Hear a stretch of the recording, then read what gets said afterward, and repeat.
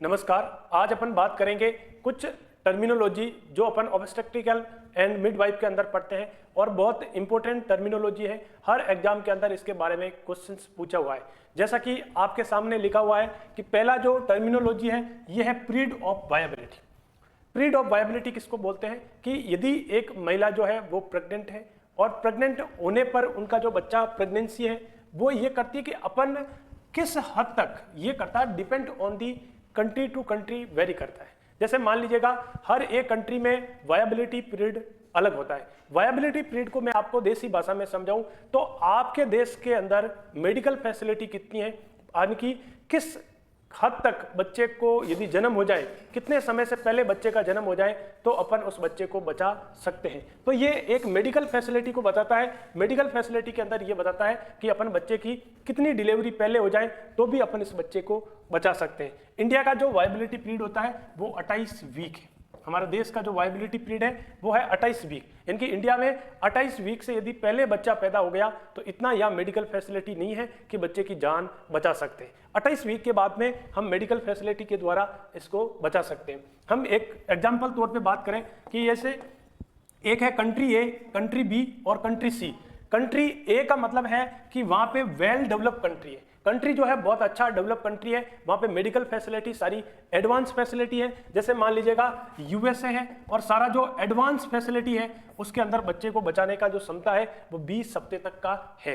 यानी कि वहाँ अमेरिका में कोई माँ बच्चे को जन्म देगी और उसका 20 हफ्ते में ही बच्चा डिलीवर हो गया तो वहाँ मेडिकल फैसिलिटी इतनी एडवांस है, उस बच्चे की जान बचा सकते हैं। तो ये बात करते हैं कंट्री ए की। कंट्री बी का मतलब है कि वहाँ पे ठीक ठाक है। इनकी कंट्री बी को WHO की कैटेगरी में अपन बताया गया। इनकी वर्ल्ड हेल्थ ऑर्गेनाइजेशन ने बताया है कि जो वायबिलिटी पीरियड है वो 24 वीक है। 24 वीक तक वायबिलिटी पीरियड माना गया है। और कंट्री सी में क्या है, डेवलपिंग कंट्री। अभी जो कंट्री है वो वेल डेवलप नहीं हुई है, इतना मेडिकल फैसिलिटी वहाँ एडवांस नहीं हुआ है, इसलिए 28 वीक। अपने इंडिया का कितना वायबिलिटी पीरियड है, 28 वीक जो है वायबिलिटी पीरियड है। तो WHO क्या बोलता है, WHO इस बात को ये कहता है कि मान लीजिएगा बच्चे का जो 22 वीक में बच्चा जो है, WHO वैसे वीक पे कंट्रोवर्सी नहीं करता है। WHO जो है वीक पे कंट्रोवर्सी नहीं करता है, ये बच्चे के वेट पे जो है बात करता है। ये कहता है कि बच्चे का यदि वेट 500 ग्राम से कम है तो बच्चे का जो डिलीवरी है वो बिल्कुल अपन वायबिलिटी पीरियड के अंदर माना जा सकता है। 500 से कम है तो वायबिलिटी पीरियड उसकी जो है वो क्या है, बिल्कुल कम है। तो इसको अपन बोलते हैं वायबिलिटी पीरियड। ये वायबिलिटी जो पीरियड है अलग अलग कंट्री की अलग अलग होगी। फिर बात करते हैं एबॉर्शंस।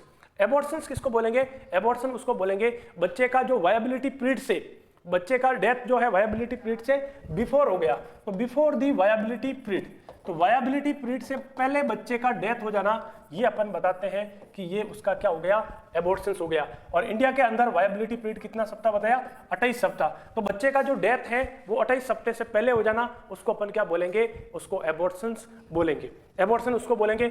IUD किसको बोलेंगे, intra uterine death. Intra uterine death अपन उसको बोलेंगे बच्चे का बियॉन्ड चला गया, क्या हो गया, beyond the viability period. Viability period से बाद में जो है बच्चा मर गया है, 28 हफ्ते के बाद में बच्चे को अपन नहीं बचा पाए हैं, ऐसे बच्चे को अपन क्या बोलेंगे, IUD, इंट्रा यूट्राइन डेथ। ये यूट्रस के अंदर बच्चे की क्या हो गई, डेथ। एक ऐसा ही सिमिलर टू टर्मिनोलॉजी है स्टिल बर्थ। स्टिल बर्थ अपन उसको बोलेंगे कि बच्चे का जो डेथ है during the labour process. Labour process के दौरान, इनकी बच्चे का अपन लेबर करवा रहे थे, बच्चे की अपन डिलीवरी करवा रहे थे, डिलीवरी के वक्त बच्चे का जो डेथ हो गया उसको बोलेंगे स्टिल बर्थ।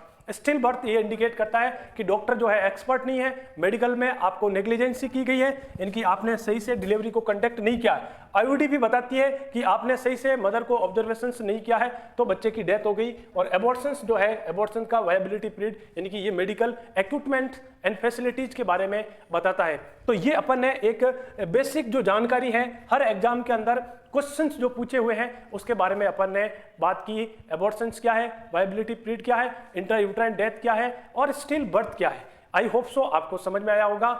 और यदि आपको समझ में आया है, नॉलेज में इंक्रीमेंट हुआ तो लाइक शेयर सब्सक्राइब कीजिएगा। Thank you.